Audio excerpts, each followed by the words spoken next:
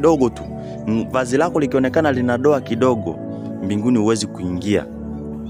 Naona mbinguni huwezi ukaingia. Ndio maana tunapaswa kujitathmini, tunapaswa kujikagua kila dakika, kila wakati, kwa sababu unajua hata mtu ambapo anatuone, tutolee mfano kwamba unapokuwa unaenda na msafara wa rais, kuna vitu ambavyo unatakiwa uvikague au viangalie. Kama labda mavazi yako, unaangalia, je, hii nguo niliyovaa iko sawa sawa? Suti yangu nimenyosha vizuri? Unaona gari, je, lina mafuta ya kutosha? Liko vizuri, ni safi? Breki zinakamata vizuri? Kwa unapokuwa unaandaa hata safari yoyote, lazima unakuwa unajikagua. Unaangalia nauli nilionayo inanitosha? Ili nisije nikakwama njiani.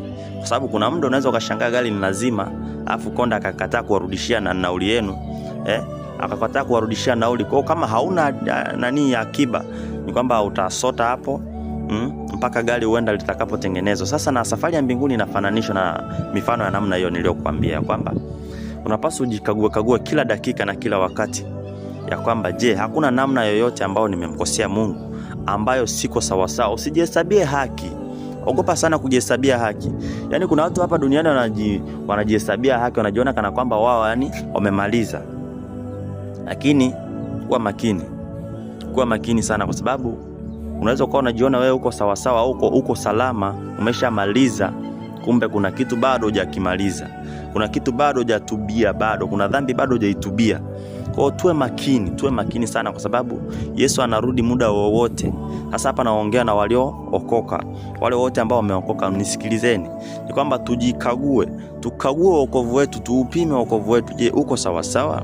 Je, Roho Mtakatifu yupo bado ama ameshaondoka? Kwa sababu tusijione kwamba mimi napenda mtu ambaye ananiambia ukweli. Mtu ambaye ananiambia ukweli, ndugu yangu, hapo ulipo badilisha kitu fulani. Ndio mtu anamnayo nampenda.